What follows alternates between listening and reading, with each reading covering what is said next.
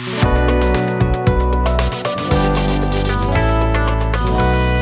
दोस्तों, arthritis and rheumatology channel में आप सभी का हार्दिक स्वागत है। अगर आपको गाउट हुआ है या यूरिक एसिड की समस्या है तो ये वीडियो आपके लिए है। आज के वीडियो में हम जानेंगे यूरिक एसिड की बेसिक बायोलॉजी के बारे में। काफ़ी सारे पेशेंट्स को यूरिक एसिड होता है तो सारे डॉक्टर उनको प्रोटीन खाने का मना कर देते हैं। वो बोलते हैं प्रोटीन खाने से यूरिक एसिड बढ़ता है। तो ये पूरा सरासर मिथ है। अगर किसी ने थोड़ी बहुत भी 11-12 की बायोलॉजी पढ़ी है या साइंस की बायोलॉजी पढ़ी है तो उनको पता होगा कि जब हम शरीर में प्रोटीन का मेटाबॉलिज्म करते हैं, हमारे शरीर में प्रोटीन पचता है, उसका चयापचय होता है, मेटाबॉलाइज होता है, तो उसमें से यूरिया बनता है, यूरिक एसिड बनता नहीं है। तो प्रोटीन का यूरिक एसिड के साथ ऐसे डायरेक्टली कोई कनेक्शन नहीं है।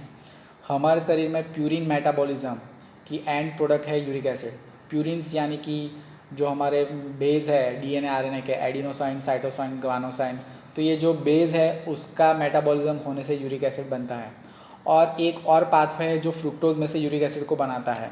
तो ये दो पाथवे में से यूरिक एसिड बनता है।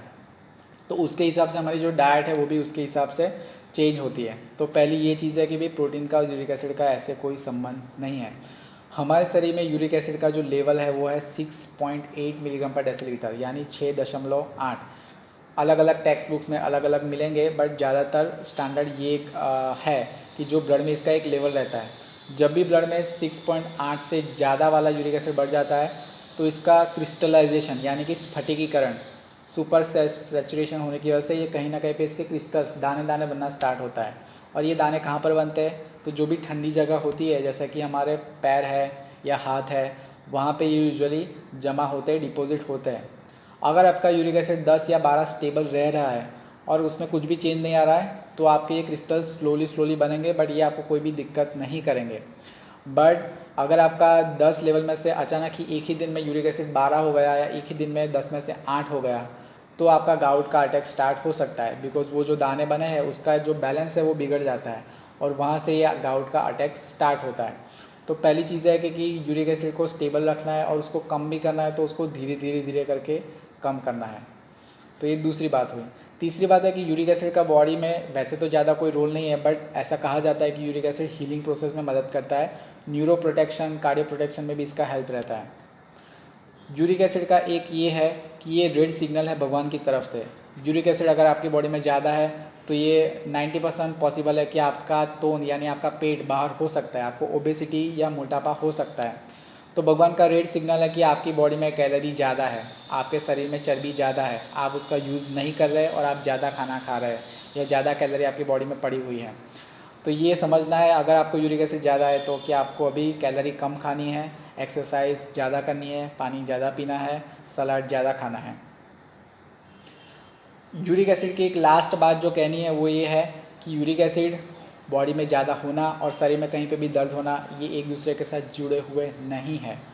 दर्द होने के बहुत सारे रीज़न हो सकते हैं। काफ़ी लोगों को लगता है कि हमें कमर में दर्द हो रहा है, घुटने में दर्द हो रहा है और यूरिक एसिड ज़्यादा है तो ये यूरिक एसिड की वजह से होता है, बट ऐसा नहीं है। ये आपका दर्द vitamin D deficiency, B12 deficiency, osteoarthritis, diabetes, hypothyroidism, काफ़ी सारी चीज़ों की वजह से हो सकता है, नहीं कि यूरिक एसिड की वजह से। यूरिक एसिड बाय स्टैंडर्ड हो सकता है। और लास्ट चीज़ है कि यूरिक एसिड हमारे शरीर में 80% बॉडी में ही बनता है, बाहर से 20% ही आता है। तो डाइट का रोल है, बट उससे भी ज़्यादा इंपॉर्टेंट रोल है एक्सरसाइज का। यूरिक एसिड हमारे शरीर में से किडनी में से बाहर निकलता है। एक ही रास्ता है और ये जलियांवाला बाग जैसा रास्ता है। हर एक दिन में यूरिक एसिड सिर्फ 10% ही किडनी में से बाहर निकलता है। तो आप सोचिए कि अगर 10% बाहर निकलता है, उसमें अगर थोड़ी भी गड़बड़ी हो गई और कम निकला तो दिन ब दिन यूरिक एसिड ब्लड में इकट्ठा होता जाता है। तो इसलिए जिनका भी मोटापा होता है या शरीर ज़्यादा होता है, पानी कम पीते हैं, स्मोकिंग करते हैं, उन लोगों में किडनी अच्छे से फंक्शन नहीं कर पाती है, तो इसलिए उनके शरीर में यूरिक एसिड बढ़ता जाता है। तो यूरिक एसिड के बारे में जो भी बेसिक बायोलॉजी है उसको आज हमने जानने का प्रयत्न किया। तो ऐसे ही कुछ नई इन्फॉर्मेशन के लिए देखते रहे हमारा चैनल। धन्यवाद, थैंक यू।